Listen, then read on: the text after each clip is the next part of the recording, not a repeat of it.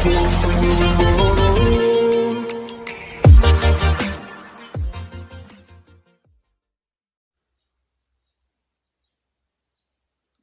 दोस्तों, मैं हूं किशन लाल और आप देख रहे हैं RJ Kishan education YouTube channel. जल्दी से एक बार सभी विद्यार्थी लाइव आ जाएगा ताकि आज के सेशन का सभी विद्यार्थी फायदा उठा पाए। सभी को गुड मॉर्निंग, जय हिंद, राम राम, जय श्री कृष्णा, राधे राधे, जय माँ शारदे। चलिए दोस्तों, आज के सेशन का जल्दी से हम शुरुआत कर पाए, इसके लिए सभी एक बार सभी ग्रुपों में जो भी आपके पास जितने भी ग्रुप है उनमें शेयर कर दीजिएगा ताकि ज़्यादा से ज़्यादा विद्यार्थी लाइव आकर उस सेशन का फ़ायदा उठा पाए जिसमें हम करा रहे हैं आर्मी की प्रिपरेशन, जिनका 31 मई या उसके बाद एग्ज़ाम है या फिजिकल की तैयारी करें उनको भी ये क्लास रेगुलर लेना चाहिए ताकि एग्ज़ाम में कोई बाधा नहीं आ पाए। जब आपका फिजिकल कवर हो जाए तो एग्ज़ाम में भी कोई दिक्कत न हो। हम रेगुलर यहाँ तैयारी करवा रहे हैं, आपकी जीके जीएस की क्लास लगा रहे हैं और मैथमेटिक्स की क्लास में दोस्तों काफ़ी सारी मुझे बाधा आ रही है। हालांकि मैं एक दो दिन मैं शुरू जरूर करूंगा, इसकी मैं अंत में आपको डिस्कस भी करूंगा अंत में, तो क्लास के अंत तक बने रहेगा। आज मैं बताऊंगा हमारी क्या परेशानी आ रही है, किस वजह से मैं मैथ की क्लास नहीं प्रोवाइड कर रहा हूं, क्योंकि आप सबका प्यार और इतना मिला है सपोर्ट कि हम क्लास किसी भी हालत में मना कर ही नहीं सकते। काफ़ी सारे विद्यार्थी कमेंट करते रहते कि सर मैथ की क्लास क्यों नहीं प्रोवाइड करें। तो दोस्तों, जो मेरे को ज़्यादा से ज़्यादा चाहते हैं और ज़्यादा से ज़्यादा मुझे प्यार देते हैं और सपोर्ट देते हैं, उनके लिए आज मैं कोई भी चीज़ आपसे गुप्त नहीं रख सकता हूँ। इसलिए मैं अंत में आपको बताऊंगा कि मैं क्लास की मैथ की क्लास में क्या बाधा आ रही, क्या मेरे पास प्रॉब्लम है, वो सब बताऊंगा। तो क्लास के अंत तक बनी रहेगा ताकि आपके साथ ज़्यादा से ज़्यादा मैं डिस्कस कर पाऊँ और मैथ की क्लास एक दो दिनों में जल्दी से जल्दी, किसी भी हालत में मुझे कितनी मेहनत करनी पड़े, लेकिन आपके लिए मैथ की क्लास प्रोवाइड करने की इतनी कोशिश करूँगा। चलिए दोस्तों, बिना देर की आज की क्लास की शुरुआत करते हैं। सभी को दोबारा से जय हिंद, राम राम। जिन्होंने अभी तक क्लास को लाइक नहीं किया, जल्दी से एक साथ मिलकर लाइक कर दीजिएगा, क्योंकि आपका जब लाइक वाला स्तर बढ़ेगा तो हमें भी सपोर्ट मिलेगा। और लाइव वाली संख्या भी आप बढ़ाने की कोशिश किया करो। काफ़ी सारे विद्यार्थी कर भी रहे हैं, सभी ग्रुपों में शेयर भी कर रहे हैं। चलिए दोस्तों, आपको बहुत बहुत धन्यवाद। चलिए बिना देरी की आज के सेशन का शुरुआत करते हैं। पहला क्वेश्चन आपके स्क्रीन के सामने। तो आज हम क्या पढ़ने वाले वो थोड़ा सा देख लीजिएगा। पहले होगा आर्मी जीएस का मॉक टेस्ट, यानी जनरल साइंस का मॉक टेस्ट होगा, सामान्य विज्ञान का मॉक टेस्ट होगा। अंत में पढ़ेंगे हम प्रमुख उपकरणों से उत्पन्न ऊर्जा, इसके बारे में अध्ययन करेंगे, जो कि टॉपिक बेहद ही इंपॉर्टेंट है। पहले हम मॉक टेस्ट ले लेते हैं ताकि आपके कितने क्वेश्चन राइट होते हैं ये भी आप चेक कर पाओ। पहला क्वेश्चन दोस्तों आपके स्क्रीन के सामने, सभी विद्यार्थी इसका लाइव चैट में जवाब देने की कोशिश करिएगा। क्या है, घरों में विद्युत परिपथ का स्वरूप क्या होता है? तो आप सबको पता होगा, घरों में जो हमारी बिजली सप्लाई होती है वो किस क्रम में होता है ये बताना आपको। तो आप सबको पता होना चाहिए पार्श्व क्रम में होता है। पार्श्व क्रम में होता है, आप सबको पता होना चाहिए। पार्श्व क्रम का दूसरा नाम है समांतर क्रम, तो ये भी नोट कर लीजिएगा, क्योंकि आपको पार्श्व की जगह समांतर क्रम नाम भी दे सकता है। अब बात कर लेते हैं पार्श्व और समांतर क्रम में अंतर क्या है। थोड़ा सा मैं एक आपके सामने बना के बताता हूँ। कोई भी प्रतिरोध होती है, जैसे मान लिया प्रतिरोध का मतलब बल, वो यदि ये मान लिया एक प्रतिरोध है और एक प्रतिरोध आगे ऐसे जोड़ दिया, ये तो होगा दोस्तों श्रेणी क्रम। श्रेणी क्योंकि एक के आगे दूसरा जुड़ा है, यानी इस तरह से आगे एक और जोड़ दे, मान लिया हमने एक बल्ब आगे और जोड़ दिया, ये तो होता है आपको पता है कौन सा श्रेणी क्रम है। इस क्रम में आपको पता है टेंट में जो लाइटें काम में ली जाती है, टेंट जैसे विवाह शादियों में लगाते हैं, उसमें आपको पता है श्रेणी क्रम में संयोजन होता है। श्रेणी क्रम में एक दिक्कत यह आती है कि यदि एक उपकरण कोई बीच वाला खराब हो जाए तो सारी लाइटिंग बाधा हो जाएगी। इसीलिए आपको पता है घरों में जो लाइटिंग होती है वो समांतर क्रम में होती है। अब बात कर लेते हैं, इसीलिए आपने देखा होगा टेंट में यदि कोई एक बल्ब फ्यूज हो जाता है तो अंदर बल्ब होते हैं वो भी जल्दी बंद हो जाते हैं, क्योंकि पता है आपको इस तरह से होगा तो ये मान लो यहाँ से बाधा आएगी तो आगे वाले में सप्लाई नहीं होगी। इसी कारण आपने देखा होगा टेंट में काफ़ी दिक्कत भी आती है, लेकिन वो तो जैसे परमानेंटली काम नहीं होता। आपको पता है जैसे घरों में तो परमानेंट काम होता है, वो जैसे मान लो घंटा 2 घंटा या 10 घंटे के लिए यूज लेते हैं तो उसमें कोई इतनी बाधा नहीं आती। इसीलिए आपको पता होगा टेंट वाले ऐसे करते हैं। जबकि आपके घरों में सप्लाई इस तरह से होती है, जैसे मान लो ये लगा दिया हमने एक बल्ब, फिर एक इधर लगाएगा, ठीक है, कहाँ, इधर। ये देखो ये कौन सा है, आपको पता है यहाँ मैंने लगा दिया तार, तो आपको पता है ये यदि फ्यूज होगा तो कोई दिक्कत नहीं, बाधा इसमें नहीं आएगी, ये जलता रहेगा। तो इस तरह से आप समझ सकते हो घरों में जो पार्श्व क्रम या समांतर क्रम होता है। चलिए दोस्तों आगे के क्वेश्चन की तरफ बढ़ते हैं। अगला क्वेश्चन आपके इनके सामने है दो, जल्दी से सभी विद्यार्थी इसका भी लाइव चैट में जवाब देने की कोशिश करिएगा। क्या है, एक अवतल दर्पण द्वारा बनाया गया प्रतिबिंब कैसा होता है। पहली बात तो अवतल दर्पण होता कैसा है आपको पता होना चाहिए। अवतल दर्पण कुछ ऐसा होता है। कैसा होता है? ऐसा। आपको पता है इधर क्या है, मान लेते हैं ये इधर पॉलिश की हुई है, इधर पॉलिश की गई है, और इधर से आपको पता है कोई प्रकाश किरण आती है, प्रकाश किरण कोई भी आती है तो आपको पता है इस तरह से जाती है, इधर से आती है तो इस तरह से जाती है। यहाँ आपको पता है फोकस होता है, एफ होता है, आपको पता होना चाहिए। अब दर्पण की बात कर लेते हैं। दर्पण में इसमें कौन सा प्रतिबिंब बनता है? इसमें बात करें तो वास्तविक और उल्टा बनता है, वास्तविक और उल्टा बनता है। यदि हम किसकी बात करें, अवतल दर्पण की बात करें तो कौन सा बनता है? वास्तविक। वास्तविक वाला कौन है? ये। और साथ में ये भी ध्यान रखना उल्टा भी बनता है। आप हमेशा ध्यान रखना वास्तविक के साथ हमेशा उल्टा आएगा और आभासी के साथ क्या आएगा? सीधा आएगा। आभासी प्रतिबिंब होगा वो क्या होगा? सीधा होगा, और वास्तविक होगा वो क्या होगा? उल्टा होगा। तो ये भी ध्यान रखिएगा, क्योंकि कई बार ऑप्शन में वास्तविक नहीं देखिए उल्टा भी दे सकता है, ये ध्यान रखिएगा। काफी बार एग्जाम में आ चुका है। जो अवतल दर्पण की बात करें तो आपको ध्यान रखना वास्तविक और उल्टा प्रतिबिंब बनता है। चलिए दोस्तों, बिना देर के आगे की तरफ बढ़ते ही क्वेश्चन तो आपके समझ में आ गया होगा। अगला क्वेश्चन आपके सामने लेते हैं। जल्दी से सभी विद्यार्थी इसका भी लाइव चैट में जवाब देने की कोशिश करिएगा। क्वेश्चन क्या है? ध्वनि की आवाज की तीव्रता किस स्केल पर मापी जाती है? यदि ध्वनि की आवाज की तीव्रता नापने का जो पैमाना है वो क्या है, यानी उसकी माप क्या है, तो आप सबको पता होगा किस में मापी जाती है? डेसिबल में नापी जाती है। ध्वनि की तीव्रता आप हमेशा ध्यान रखना, ध्वनि की तीव्रता होती है वो डेसिबल में नापी जाती है। काफी बार एग्जाम में क्वेश्चन आ चुका है कि ध्वनि की तीव्रता किस में नापी जाती है? वो नापी जाती है डेसिबल में। अब बात कर लेते हैं हर्ट्ज में क्या नापी जाती है। आप सबको पता होना चाहिए आवृत्ति नापी जाती है। क्वेश्चन का एग्जाम में काफी बार आ चुका है कि आवृत्ति का मात्रक क्या है, तो आपको करना है हर्ट्ज। क्या करना है दोस्तों? हर्ट्ज करना है। चलिए दोस्तों, आगे की तरफ बढ़ते हैं। अगला क्वेश्चन आपके सामने लेते हैं। क्वेश्चन नंबर 4 आपके सामने। सभी विद्यार्थी इसका भी लाइव चैट में जवाब देने की कोशिश करिएगा। क्या है? किसी वस्तु के वेग में परिवर्तन की दर क्या कहलाती है? अब बात कर लेते हैं वेग में परिवर्तन, यानी वेग बट्टा क्या? समय। तो वेग बट्टा समय क्या कहलाता है? आपको पता है वेग बट्टा समय क्या कहलाता है, यानी वेग में परिवर्तन होने की दर क्या कहलाती है? जल्दी सभी विद्यार्थी लाइव चैट में जवाब देने की कोशिश करिएगा। तो वो कहलाता है त्वरण। क्या कहलाता है दोस्तों? त्वरण कहलाता है। अब बात कर लेते हैं वेग में परिवर्तन की दर क्या कहलाता है? त्वरण कहलाता है। आपका ऑप्शन नंबर कौन सा राइट होगा? त्वरण, ये होगा। अब बात कर लेते हैं त्वरण का मात्रक क्या होगा। आपको पता है मीटर प्रति सेकंड स्क्वायर होगा, मीटर प्रति सेकंड स्क्वायर होगा, क्योंकि वेग का होता है मीटर पर सेकंड और एक समय और आ गया बट्टे में, इसका मतलब मीटर प्रति सेकंड स्क्वायर होता है। तो ये भी ध्यान रखिएगा, त्वरण का मात्रक क्या होता है? मीटर प्रति सेकंड होता है, सेकंड स्क्वायर होता है। ये ध्यान रखिएगा, काफी बार एग्जाम में आया हुआ है। अब बात कर लेते हैं यदि विस्थापन में परिवर्तन की दर कहे, विस्थापन बट्टा समय क्या कहलाता है? ये भी आपको ध्यान रखना चाहिए। विस्थापन बट्टा समय क्या कहलाता है? ये कहलाता है वेग। क्या कहलाता है दोस्तों? विस्थापन बट्टा समय क्या कहलाता है? वेग कहलाता है। और दूरी बट्टा समय चाल कहलाता है। आपको पता है वेग, त्वरण ये क्या है? ये है सदिश राशि, जबकि जो चाल होता है वो क्या होता है? आपको पता होना चाहिए अदिश राशि होता है। तो दूरी में परिवर्तन की दर कहे तो वो होता है चाल। चलिए दोस्तों, ये क्वेश्चन आपके समझ में आ गया होगा। वेग क्या कहलाता है? विस्थापन में परिवर्तन की दर वेग कहलाता है, और दूरी में परिवर्तन की दर क्या कहलाता है? चाल कहलाता है। ये भी ध्यान रखिएगा। चलिए दोस्तों, आगे की क्वेश्चन की तरफ बढ़ते हैं। क्वेश्चन नंबर 5 आपके सामने। सभी विद्यार्थी इसका भी लाइव चैट में जवाब देने की कोशिश करिएगा। बेहद ही इंपॉर्टेंट है, काफी बार एग्जाम में आया हुआ क्वेश्चन है, तो नोट कर लीजिएगा। क्या है? एक गैलन में कितने लीटर होते हैं? अब गैलन दो प्रकार के होते हैं, एक तो होता है अमेरिका गैलन, एक होता है ब्रिटिश गैलन। यहाँ आपकी बात ज्यादातर एग्जाम में ब्रिटिश गैलन की बात करता है, ब्रिटिश गैलन। तो उसमें आपको पता रखना है कितना होता है, 4.57 कह दो या इस तरह ये होता है। ठीक है, ये बात कर रहे हैं ब्रिटिश गैलन की, ये ध्यान रख लेना, काफी बार एग्जाम में आया हुआ है और काफी सारे विद्यार्थी कंफ्यूज भी हो जाते हैं। ब्रिटिश गैलन की बात करें या सीधा गैलन की बात करें तो आपको करना है 4.546, ये करना है। ठीक है, और यदि बात करें अमेरिका वाले गैलन की तो उसमें कितना होता है वो भी मैं बता देता हूँ ताकि आपके सबके ध्यान में रहे। उसमें होता है 3.78 लीटर। ठीक है, ये होता है। तो ये भी नोट कर लीजिएगा, क्योंकि एग्जामिनर आपको केवल देखना चाहता है कितना कुछ इसको आता है। तो आपको एग्जाम में ऑप्शन ये नहीं दे कि ये भी दे सकता है, तो ये दिया होता है ये कर सकते हैं, लेकिन दोनों नहीं देगा, ये आप ध्यान रखना। ये है जो अमेरिका वाला हम बात करें गैलन है वो है।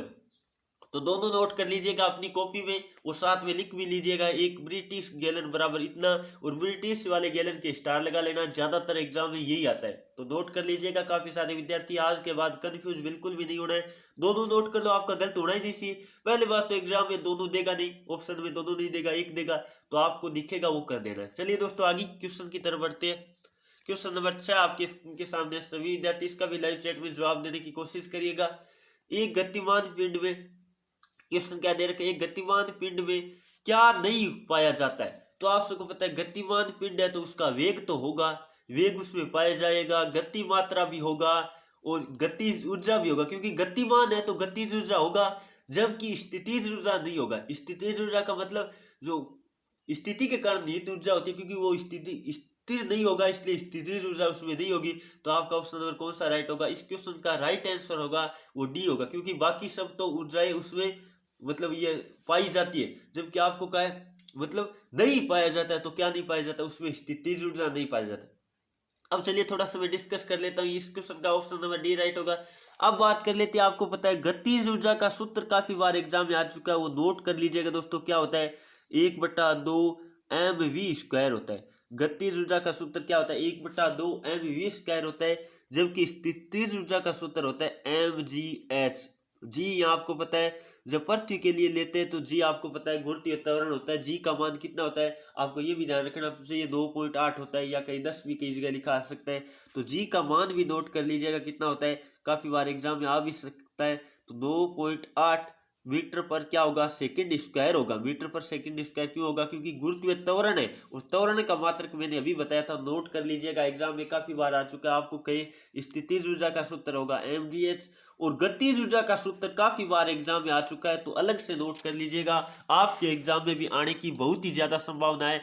और आपको ये भी ध्यान रखना है, संवेग का सूत्र क्या होता है? mv होता है। संवेग का सूत्र क्या होता है? mv होता है, ये भी ध्यान रखिएगा, एग्जाम में आपके आ सकता है। चलिए दोस्तों आगे के क्वेश्चन की तरफ बढ़ते हैं। अगला क्वेश्चन बहुत ही बढ़िया और यहाँ से काफी बार क्वेश्चन एग्जाम में उठ जाता है। चलिए बिना देरी के इस क्वेश्चन की थोड़ी हम चर्चा कर लेते हैं। क्वेश्चन क्या है? सोडियम बाइकार्बोनेट का घरेलू नाम क्या है? पहली बात तो सोडियम बाइकार्बोनेट लिख दो या सोडियम हाइड्रोजन कार्बोनेट लिख दो, बाई की जगह हाइड्रोजन भी लिखा आ सकता है, तो आपको बिल्कुल भी कंफ्यूज नहीं होना है। सोडियम बाइकार्बोनेट कह दो या सोडियम हाइड्रोजन कार्बोनेट कह दो, तो वो होता है दोस्तों, आपको सबको पता होना चाहिए, खाने का सोडा। कौन होता है? खाने का सोडा कह दो, बेकिंग सोडा कह दो, मीठा सोडा कह दो, तीनों नाम ध्यान रखने, आपके एग्जाम में कोई भी दे सकता है। अब बात कर लेते हैं इसका सूत्र क्या होगा खाने के सोडे का, या कहीं सोडियम बाइकार्बोनेट का सूत्र क्या होगा? तो जल्दी से भी नोट कर लीजिएगा, क्या होता है? NaHCO3। ध्यान से लिखिएगा, जो अक्षर मैंने बड़े लिखे वो बड़े लिखने हैं। Na छोटा है, आपको पता है सोडियम का प्रतीक Na होता है, बाई मतलब हाइड्रोजन, और कार्बोनेट CO3। अब बात कर लेते हैं, ये तो होता है खाने का सोडा, या कह दे जो हम बात करें मीठा सोडा या कहीं बेकिंग सोडे का, ये सूत्र होता है, काफी बार एग्जाम में आ चुका है। इसका रासायनिक नाम भी ध्यान रखना है, और सामान्य नाम जो घरेलू लैंग्वेज में नाम लेते हैं वो भी याद रखना है। अब बात कर लेते हैं कपड़े धोने का सोडा या कहीं धोने का सोडा, जो भी आपके आए, तो इसका सूत्र क्या होता है? आपको ध्यान रखना है, सोडियम कार्बोनेट होता है, Na2CO3 ये होता है, नोट कर लीजिएगा। तो यदि आपको कहे कपड़े धोने के सोडे का रासायनिक नाम क्या होता है, तो होता है सोडियम कार्बोनेट, Na2CO3 सूत्र की बात करें। अब बात कर लेते हैं साधारण नमक का सूत्र क्या होता है? NaCl होता है, और रासायनिक नाम की बात करें तो सोडियम क्लोराइड होता है। और कास्टिक सोडे का सूत्र की बात करें, काफी बार एग्जाम में आ चुका है, क्या होता है? NaOH होता है, यानी सोडियम हाइड्रोक्साइड होता है। आपको ये ध्यान रखना है, काफी बार ये सारे एग्जाम में आए हुए हैं, तो इसलिए चारों को नोट कर लीजिएगा। एक दिन हो सकेगा तो मैं सारे सूत्र और रासायनिक नाम और जो घरेलू नाम है वो लिख के आपके लिए टॉपिक भी लेकर आऊंगा। चलिए दोस्तों ये सब नोट कर लीजिएगा, या ले लीजिए इसका स्क्रीनशॉट, ताकि आपकी कोई दिक्कत ना हो। चलिए दोस्तों आगे की तरफ बढ़ते हैं। क्वेश्चन नंबर 8 आपके सामने, सभी विद्यार्थी इसका लाइव चैट में जवाब देने की कोशिश करिएगा। क्वेश्चन क्या है? रासायनिक अभिक्रिया, थोड़ा यहाँ टाइप सही तरीके से नहीं हुआ है। रासायनिक अभिक्रियाओं के वेग कौन से पदार्थ पर परिवर्तित कर सकते? तो आप सबको पता होगा, रासायनिक अभिक्रिया में ऐसे कौन से पदार्थ होते हैं जो स्वयं तो अपरिवर्तित रहते हैं, जबकि रासायनिक अभिक्रिया के वेग को बढ़ा या घटा देते हैं, यानी बढ़ा देते हैं हम कहते हैं, तो वो क्या होता है? उत्प्रेरक होता है। दोस्तों उत्प्रेरक आपको पता है स्वयं अपरिवर्तित रहता है, स्वयं में कोई परिवर्तन नहीं होता, जबकि रासायनिक अभिक्रिया के वेग को बढ़ा देते हैं, और ये ध्यान रखिएगा। चलिए दोस्तों आगे की क्वेश्चन की तरफ बढ़ती है, तो आपकी समझ में आ गया होगा। अम्ल आपको पता है क्षारक भी पड़ता है, और अम्ल और क्षार अभिक्रिया करके लवण बनाते हैं और साथ में जल भी बनाते हैं। इसे उदासीनीकरण अभिक्रिया कहते हैं, ये भी ध्यान रखिएगा। चलिए दोस्तों, अगला क्वेश्चन आपके सामने है 2। जल्दी से सभी विद्यार्थी इसका भी लाइव चैट में जवाब देने की कोशिश करिएगा। देखते कौन कौन विद्यार्थी इसका सही जवाब दे पाते। यहाँ भी मैं थोड़ी सी डिस्कस करूंगा, क्योंकि यहाँ से काफी बार एग्जाम में क्वेश्चन आ चुका है। क्वेश्चन क्या है दोस्तों, साने वाली गैस का या कहीं हास्य गैस का रासायनिक नाम क्या है? तो आप सबको पता होना चाहिए क्या होता है, नाइट्रस ऑक्साइड होता है। दोस्तों क्या होता है, ऑप्शन नंबर आपका सी राइट होगा। काफी सारे विद्यार्थियों ने लाइव चैट में जवाब भी दे दिया। इसका सूत्र भी ध्यान रखिएगा क्या होता है, तो सूत्र होता है N2O। N2O इसका क्या होता है, सूत्र होता है, ये भी ध्यान रखिएगा। रासायनिक सूत्र की भी बात कर सकते हैं आपको। अब बात कर लेते हैं कार्बन मोनोऑक्साइड का सूत्र क्या होता है, CO होता है। और कार्बन डाइऑक्साइड का होता है CO2। और मार्स गैस आपको पता है मेथेन गैस को कहते हैं, जो कि गोबर गैस या बायोगैस का मुख्य घटक है CH4, इसे कहते हैं मार्स गैस या कहें मीथेन, ये भी ध्यान रखिएगा। अब बात कर लेते हैं, और भी काफी सारे एग्जाम में क्वेश्चन आ सकते हैं। अश्रु गैस का सूत्र क्या होता है, तो वो भी नोट कर लीजिएगा। अश्रु गैस होती है यानी आंसू वाली गैस होती है CCl, लिख लीजिएगा CCl4 और NO2, CCl4NO2 थोड़ा सही लिख लीजिएगा, क्योंकि यहाँ थोड़ी जगह कम मिलती है, इसीलिए आपको पता है CCl4NO2 होता है। ये होता है जो हम बात करें तो रुलाने वाली गैस या कहें अश्रु गैस, आंसू निकालने वाली गैस, तो ये भी नोट कर लीजिएगा। इसका रासायनिक नाम की बात करें तो क्लोरोपिक्रीन होता है, ये भी ध्यान रखिएगा, जो अश्रु गैस होती है उसका। ठीक है, चलिए दोस्तों आगे की क्वेश्चन की तरफ बढ़ते हैं। क्वेश्चन नंबर 10 आपके सामने। सभी विद्यार्थी इसका भी लाइव चैट में जवाब देने की कोशिश करिएगा। देखते कौन कौन विद्यार्थी इसका सही जवाब दे पाते। क्वेश्चन क्या है, ग्लूकोज का रासायनिक सूत्र क्या होता है? तो आप सबको पता होना चाहिए ग्लूकोज का रासायनिक सूत्र क्या होता है। C6 में लिख देता हूँ आपके सामने, C6H12O6 होता है, C6H12O6 होता है। टाइपिंग में थोड़ी बहुत मिस्टेक हो सकती है आपके, तो ध्यान से देख लीजिएगा। C6H12O6 वाला कौन सा है, ऑप्शन नंबर आपका बी राइट होगा। काफी सारे विद्यार्थी लाइव चैट में जवाब भी दे पा रहे हैं, तो आपको बहुत बहुत धन्यवाद। इससे आप तैयारी करते रहेगा। तो C6H12O6 ये होता है कि इसका ग्लूकोज का सूत्र होता है, या कहीं शर्करा का, शर्करा भी आपको पता है शर्करा का सूत्र भी यही होता है। और अब बात करें तो फ्रक्टोज का सूत्र भी यही होता है। तो ग्लूकोज कह दो, फ्रक्टोज कह दो या शर्करा कह दो, इसका सूत्र आपको याद रखना है C6H12O6 होता है आपको। अब कई बार एग्जाम में ऐसे क्वेश्चन आ जाता है, जल्दी से ऊर्जा किससे मिलती है, यानी जल्दी से जल्दी हमें ऊर्जा किससे मिलती है? आपको पता है ग्लूकोज पीने से जल्दी से हमें क्या मिलती है, ऊर्जा मिलती है, ये भी ध्यान रखिएगा। अब बात कर लेते हैं एक सूत्र जो आपको ध्यान रखना है, काफी बार एग्जाम में आ भी चुका है, माल्टोस का सूत्र क्या होता है? माल्टोस का सूत्र सभी कमेंट करके बताइएगा। देखते कौन कौन विद्यार्थी इसका सही जवाब दे पाते हैं। माल्टोस का सूत्र क्या होता है, चलिए मैं लिख देता हूँ आपके लिए। क्या होता है, C12H22O11 क्या होता है, C12 आगे H22 क्या होता है, H22 और O11, ये होता है दोस्तों माल्टोस का सूत्र। याद रखिएगा, काफी बार एग्जाम में आ चुका है। ग्लूकोज, फ्रक्टोज या शर्करा की बात करें तब तो आपको ये करना है, और माल्टोज की बात करें तो ये होता है C12H22O11, जो कि आपका माल्टोज का सूत्र है, ये भी नोट कर लीजिएगा। काफी बार एग्जाम में आ चुका है। क्लोरोफॉर्म और जो भी क्वेश्चन बनते हैं वो भी मैं बता देता हूँ। क्लोरोफॉर्म का सूत्र क्या होता है, ये भी नोट कर लीजिएगा, CHCl3 होता है, काफी बार एग्जाम में आ चुका है। क्लोरोफॉर्म का सूत्र ये होता है, ध्यान रखिएगा। चलिए दोस्तों आगे के क्वेश्चन की तरफ बढ़ते हैं। अगला क्वेश्चन आपके सामने लेते हैं। क्वेश्चन नंबर 11 आपके सामने। सभी विद्यार्थी इसका भी लाइव चैट में जवाब देने की कोशिश करिएगा। अम्लगम मिश्र धातु में पाए जाने वाला मुख्य धातु कौन सा है? तो आप सबको पता होगा दोस्तों, अम्लगम है वो पारे का मिश्र धातु होता है। किसका होता है, पारे का। पारे का कई बार पारद नाम भी लिखा आ सकता है और मरकरी भी लिखा मिल सकता है। यह प्रतीक पारे का, ये भी ध्यान रखना है। पारे का प्रतीक क्या होता है, तो आप सबको पता होना चाहिए। पारे का प्रतीक होता है Hg, जी छोटा होगा, ठीक है ना, ये भी ध्यान रखिएगा। तो पारे का प्रतीक भी आपको ध्यान रखना है, क्या होता है, Hg होता है। और अब बात कर लेते हैं टिन का प्रतीक क्या होता है, Sn होता है। और आपको पता होना चाहिए पित्तल है वो तांबा और जिंक की क्या है, मिश्र धातु है। तांबा का मतलब कॉपर यानी प्लस किसका, आपको पता होना चाहिए Zn, जिंक का क्या है, मिश्र धातु है पित्तल, ये भी ध्यान रखिएगा। काफी बार मैंने बता दिया, एग्जाम में आया हुआ भी है। अब बात कर लेते हैं लोहे का प्रतीक क्या होता है, Fe होता है, जो कि रक्त में आपको पता है लोहे की मात्रा पाई जाती है। और वैसे कहे को किस में लोहे की मात्रा सर्वाधिक पाई जाती है, वो पालक में पाई जाती है, ये भी ध्यान रखिएगा। अब यहाँ से जो भी क्वेश्चन आपके बनते हैं ध्यान रखिएगा। पारा आपको पता है थर्मामीटर में कौन सा धातु भरी जाती है, पारा भरी जाती है। जो कि पारा आपको पता है विद्युत का क्या होता है, कुचालक होता है। धातु होते हुए विद्युत का क्या है, कुचालक है। और पारे का हम बात करें तो सामान्य तापमान पर लगभग 27 डिग्री या कमरे के तापमान पर द्रव अवस्था में पाया जाता है, जबकि बाकी धातुएं ऐसा नहीं होती, आप सबको पता है। चलिए दोस्तों आगे के क्वेश्चन की तरफ बढ़ते हैं। अगला क्वेश्चन आपके स्क्रीन के सामने लेते हैं। क्वेश्चन नंबर 12 आपके स्क्रीन के सामने, सभी विद्यार्थी इसका भी लाइव चैट में जवाब देने की कोशिश करिएगा। कार्बन का शुद्धतम अपरूप है, तो आप सबको पता होना चाहिए कार्बन का शुद्धतम अपरूप की बात करें तो हीरा होता है। कौन होता है दोस्तों, हीरा होता है। और कार्बन के 3 अपरूप है जो कि आपके सामने है, तीनों आपके सामने मैंने दे रखे, फुलेरिन, ग्रेफाइट और अब बात करें हीरा। अब बात कर लेते हैं, आपको पता होना चाहिए हीरा है वो शुद्धतम कार्बन का रूप है। ग्रेफाइट विद्युत का क्या है, सुचालक है। पेंसिल निर्माण में ग्रेफाइट का यूज किया जाता है, काफी बार एग्जाम में आ चुका है। पेंसिल निर्माण में किसका यूज किया जाता है, वो होता है ग्रेफाइट। ग्रेफाइट विद्युत का सुचालक होता है, अच्छा चालक भी होता है। अधातु होते हैं भी, तो ये भी ध्यान रखिएगा। कार्बन आपको पता है अधातु है।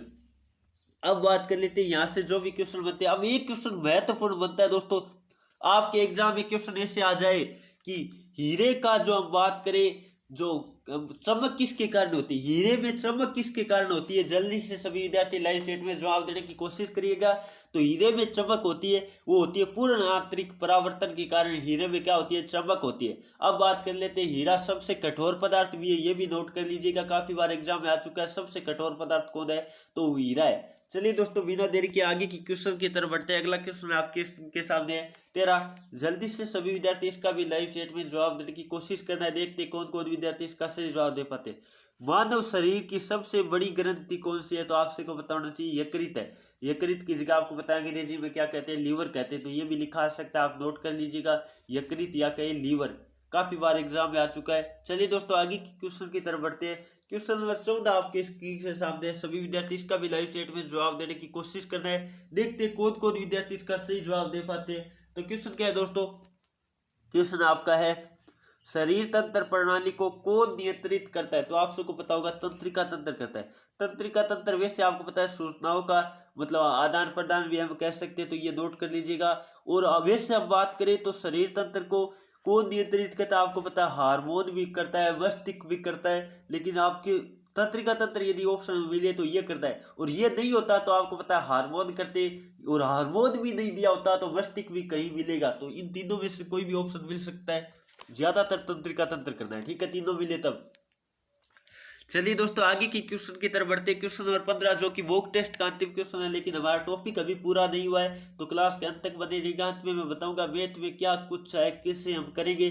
चलिए दोस्तों अगला क्वेश्चन क्या है, गर्भाशय की वह संरचना जो माता और भ्रूण का संबंध स्थापित करती है। यानी आपको पता है गर्भाशय में एक ऐसी संरचना होती है जो भ्रूण को पोषक प्रदान करती है, या कहीं भ्रूण में पोषक तत्व प्रदान करती है, वो कौन होता है। जल्दी से सभी विद्यार्थी लाइव चैट में जवाब देने की कोशिश करिएगा। तो आप सबको पता होना चाहिए वो प्लेसेंटा होती है। क्या होती है दोस्तों, प्लेसेंटा होती है, जो एक उभरी हुई संरचना होती है जो भ्रूण को पोषक तत्व या कहीं पोषण प्रदान करती है। ऐसे भी एग्जाम में क्वेश्चन आ सकता है। लाइसोसोम को बात करें कोशिका की आत्मघाती थैली कहा जाता है, और कोशिका बिजली घर, कोशिका का बिजली घर या कहीं पावर हाउस वो कहा जाता है माइटोकॉन्ड्रिया को। चलिए दोस्तों अब बात कर लेते हैं अगला टॉपिक। हम पढ़ने के बाद थोड़ी सी चर्चा भी आपसे करेंगे। टॉपिक क्या है आज का टॉपिक बहुत ही आसान और सरल है। यहाँ से एग्जाम में क्वेश्चन काफी बार आ भी चुका है, तो आपको भी नोट कर लेना है। क्या है, पर इसका पीडीएफ भी आपको टेलीग्राम चैनल पे फ्री में मिलती रहती है। तो टेलीग्राम पे जो नहीं जुड़े हैं वो जुड़ जाना, पहले टेलीग्राम ऐप डाउनलोड कर लेना, और फिर किसी भी वीडियो के नीचे डिस्क्रिप्शन में आपको टेलीग्राम का हमारा जो ऑफिशियल चैनल है उसका लिंक मिलेगा, वहां से ज्वाइन हो जाना। आरजे किशन एजुकेशन ऑफिशियल हमारा चैनल है, उसी से ज्वाइन होना, अदर कोई आपको चैनल फर्जी में नहीं ज्वाइन होना। क्वेश्चन क्या है दोस्तों, अब बात कर लेते हैं, पहला बात कर लेते हैं विद्युत बल्ब। तो विद्युत बल्ब आपके दिमाग में आना चाहिए दिमाग में कि विद्युत बल्ब की खोज किसने की थी, वो की थी एडिसन ने। तो काफी बार एग्जाम में आ चुका है, विद्युत बल्ब की खोज किसने की थी, वो एडिसन ने की थी। विद्युत बल्ब आपको पता है हम विद्युत बल्ब को क्या देते हैं, विद्युत ऊर्जा देते। क्या देते हैं, विद्युत ऊर्जा देते। आपको पता है हम पलंग में लगाते हैं या कहीं होल्डर में लगाते हैं, तो क्या देते हैं, विद्युत ऊर्जा देते हैं। और विद्युत ऊर्जा देने पे विद्युत बल्ब क्या काम करता है, आप सबको पता है हमें क्या देता है, प्रकाश ऊर्जा देता है। प्रकाश देता है, बिल्कुल देता है, ये बात तो सही है, लेकिन साथ में और भी कुछ देता होगा। क्या देता है, ताप। ये ताप, ये या कह दो उसमें एक ही बात है, ताप कह दो या उष्मा कह दो। तो आपको पता है विद्युत बल्ब जब हम लगाते हैं तो हमें प्रकाश तो देता है और साथ में गर्म भी होता है। गर्म होता है, अपने हाथ लगा के देखना, 1 घंटे बल्ब जलाकर फिर हाथ लगाना, पता चल जाएगा क्या देता है। प्रकाश तो आपको दिखाई देता है और ताप भी देता है, ये भी ध्यान रखिएगा, काफी बार एग्जाम में आ चुका है, तो आपको नोट कर लेना, दोनों देता है, ताप ऊर्जा और प्रकाश ऊर्जा। अब आपको हम बात करें तो आपको पता है गर्मियों में हम, सर्दियों में, सॉरी दोस्तों, सर्दियों में हम क्या लगाते हैं, ज्यादातर विद्युत बल्ब यूज में लेते हैं, न कि ट्यूबलाइट या कई एलईडी, क्योंकि आपको पता है ये ताप ऊर्जा भी देता है, जबकि एलईडी और जो ट्यूबलाइट होती है वो इतना ताप नहीं देती है। चलिए दोस्तों आगे के क्वेश्चन की तरफ बढ़ते हैं। अगला क्वेश्चन आपके सामने क्या है, विद्युत हीटर। हीटर आपको पता है, सबको पता है क्या है, विद्युत ऊर्जा उसको दी जाती है और उसमें ऊर्जा या कहीं ताप ऊर्जा रूपांतरित करता है। अगला है विद्युत मोटर, जो कि काफी बार एग्जाम में आ चुका है, नोट कर लीजिएगा क्या है, विद्युत ऊर्जा को यांत्रिक ऊर्जा में बदलता है। आपको पता है कोई भी मोटर होती है उसको विद्युत ऊर्जा देती है और वो घूमने लगती है, यानी यांत्रिक ऊर्जा में देती है। चलिए आगे बढ़ते हैं थोड़ा सा आगे, डायनेमो या कहते हैं जनरेटर, डायनेमो लिख सकता है या विद्युत जनरेटर। तो वो दोस्तों आप सबको पता है विद्युत जनरेटर होता है, उसको यांत्रिक ऊर्जा हम देते हैं और बदलता किस में है, विद्युत ऊर्जा। तो जनरेटर होता है वो विद्युत ऊर्जा उत्पन्न करता है, हम देते क्या उसको, यानी हम यांत्रिक ऊर्जा देते हैं। अगला क्वेश्चन है मोमबत्ती। मोमबत्ती आपको पता है रासायनिक पदार्थों से मिलकर बनी होती है, इसलिए रासायनिक ऊर्जा दी जाती है और प्रकाश ऊर्जा भी मिलती है। प्रकाश ऊर्जा, मोमबत्ती से हमें प्रकाश मिलता है और साथ में आपको पता है ऊष्मा भी मिलती है। हाथ साथ लगाकर, पास लगाकर देखना है, आपको पता चल जाएगा क्या देता है। चलिए दोस्तों आगे क्वेश्चन की तरफ बढ़ते हैं। अगला क्या है, विद्युत सेल। विद्युत सेल आपको पता है क्या देता है, पहली बात तो उसमें होता क्या है, रासायनिक पदार्थ होता है, रासायनिक ऊर्जा होती है और बदलता किसमें, विद्युत ऊर्जा में, आपको पता है बदलता है। अगला क्या है, सोलर सेल या कहीं सौर सेल, काफी बार एग्जाम में आ चुका है, आपको पता होना चाहिए, सौर ऊर्जा को विद्युत ऊर्जा में बदलता है या कहीं रूपांतरित करता है। आगे बढ़ते हैं थोड़ा सा, अगला क्वेश्चन आपके सामने क्या है, सोलर भट्टी, काफी बार एग्जाम में आ चुका है। सोलर भट्टी होती है वो सौर ऊर्जा को ताप या कहीं उसमें, ताप कह दो या उष्मा कह दो, ऊर्जा में बदलता है। आप सबको पता होगा सौर भट्टी में आपको पता है दर्पण कौन सा लगाता है, ये भी नोट कर लीजिएगा। सौर भट्टी में यूज लेने वाला दर्पण कौन सा होता है, जल्दी से सभी विद्यार्थी लाइव चैट में जवाब देने की कोशिश करिएगा। वो होता है दोस्तों अवतल। कौन सा होता है, अवतल होता है। तो सौर भट्टी में दर्पण कौन सा होता है, अवतल होता है, यानी इस तरह से होता है, आपको अभी बता रहा था अवतल दर्पण, ठीक है। तो इससे आपको पता है जब ताप गिरेगा तो एक जगह केंद्रित होगा ताप और हमें क्या, जो भी चीज गर्म करनी होगी वो हो जाएगी, ठीक है। अगला क्या है, माइक्रोफोन। आपको पता है जिसे हम माइक भी कहते हैं, तो आपको पता है उसको ध्वनि ऊर्जा हम देते हैं और वो विद्युत ऊर्जा में रूपांतरित करता है। चलिए दोस्तों आगे की तरफ बढ़ते हैं। अगला है आपका क्या, लाउड स्पीकर। लाउड स्पीकर आपको पता है क्या है, लाउड स्पीकर आपको पता है विद्युत ऊर्जा को किस में बदलता है, ध्वनि ऊर्जा में बदलता है। और ट्यूबलाइट आपको पता है विद्युत ऊर्जा को प्रकाश ऊर्जा में बदलता है और सितारा आपको पता है यांत्रिक ऊर्जा को ध्वनि ऊर्जा में बदलता है। इतना ही है ना, यह था आज का टॉपिक। कैसी लगी क्लास जरूर बताइएगा कमेंट करके। अब बात कर लेते हैं हमारी मैथ की क्लास में थोड़ी देरी क्यों हो रही है, किस वजह से हम इतना टाइम लगा रहे हैं। तो दोस्तों आप सबको पता होना चाहिए, अभी आपको एक प्रॉब्लम तो ये हो रही है क्योंकि स्क्रीन पे थोड़ा सा मैथमेटिक्स का सॉल्यूशन थोड़ा हार्ड होता है, आपको पता है हम पूरा लिख नहीं पाते, बोर्ड पे करवाता है, लेकिन बोर्ड की सुविधा हमारे गांव में अभी नहीं है, क्योंकि गांव में आपको पता है घर पे हूँ तो घर पे ये चीज़ नहीं है। तो इसलिए मैं टाइपिंग मटेरियल कर रहा हूँ धीरे धीरे, 1-2 दिन में शीघ्र में करने की कोशिश करूंगा। पहले बात, मैथ का टाइपिंग भी थोड़ा हार्ड होता है, मैं खुद करता हूँ तो उसमें टाइम लगता है, मेन प्रॉब्लम ये। और एक सबसे बड़ी प्रॉब्लम आप सबको पता होगा और आप सब इसमें लगे हुए भी होंगे, आपको पता है अभी जो, क्योंकि आप सब किसान के बेटे होंगे, तो मैं भी आपको पता है किसान हूँ, तो इसलिए आपको पता होना चाहिए अभी किस खेतों में क्या है, कटाई चल रही है, यानी लावड़ी चल रही है। इस वजह से आपको पता है थोड़ा मैं डिस्टर्ब होता हूँ, क्योंकि खेत में भी थोड़ा काम करना पड़ता है। आप भी थोड़े खेत के काम में हाथ बटाते होगे, आप सबको पता है, तो इसलिए थोड़ी ज़्यादा प्रॉब्लम ये हो रही है। अभी आपको पता है गेहूँ निकाल ली गई है, गेहूँ तो वो तो निकाल लिए, तो उसका थोड़ा मतलब व्यवस्थित कर रहे हैं सब चीज़, तो इसलिए थोड़ा सा टाइम लग रहा है, आप सबको पता होना चाहिए। तो थोड़ा आप घबराइएगा मत, आपका एग्जाम या तो 31 मई को होगा या उसके बाद होगा, 31 मई से पहले नहीं होगा। काफी सारे विद्यार्थी कमेंट कर रहे थे कि सर एग्जाम, अब थोड़ी सी मैं डिस्कस आपसे कर लेता हूँ, महत्वपूर्ण जानकारी अब मैं बताने वाला हूँ। एग्जाम आपका या तो होगा 31 मई को या होगा उसके बाद। और बात करें 2 नंबर बात, आपको कोई कहता होगा पेपर हार्ड आएगा, पेपर हार्ड नहीं आएगा। पेपर का लेवल जो हमेशा से आया है, आर्मी का लेवल वही आएगा, क्वेश्चन वही आएगा, लेकिन क्या होगा फिर, तो सर क्या दिक्कत होगी, दिक्कत ये होगी कि आप रेगुलर तैयारी करो, जो तैयारी करेगा वही आगे निकलेगा, क्योंकि वो तो बढ़िया तैयारी कर लेगा, वो कंपटीशन थोड़ा सा हाई होगा। तो आप कोई आपको ऐसा कहना कि पेपर का लेवल हार्ड आएगा, उसको थोड़ा फटाक से देना कि पेपर का लेवल हार्ड नहीं आएगा, पेपर ऐसा ही आएगा। लेकिन आप तैयारी ढंग से कीजिए, जितना आपके सिलेबस में उतना ही पढ़िए। तो हम सिलेबस का पूरा मद्देनजर रखते हुए हम आपके लिए क्लास प्रोवाइड करें। और आपको पता चल गया होगा वेद की क्लास में इतनी देरी क्यों हो रही है, क्योंकि आप सबको बता दिया मैंने क्या हकीकत है, क्योंकि कई हकीकत नहीं बताते हैं और वैसे फालतू गप्पे मारते हैं। तो इसलिए मैं आपको सही सही बात सब बता रहा हूँ, तो आपको टेंशन लेने की जरूरत नहीं है। सब PDF आपको फ्री टेलीग्राम पे मिल रही है, वहाँ ज्वाइन हो जाइए। आज मैंने 200 क्वेश्चनों की जो जनरल साइंस का मोस्ट इंपॉर्टेंट 200 क्वेश्चन था वो भी PDF आपको पता है टेलीग्राम पे डाल दी गई है, वहाँ से ले लेना आप।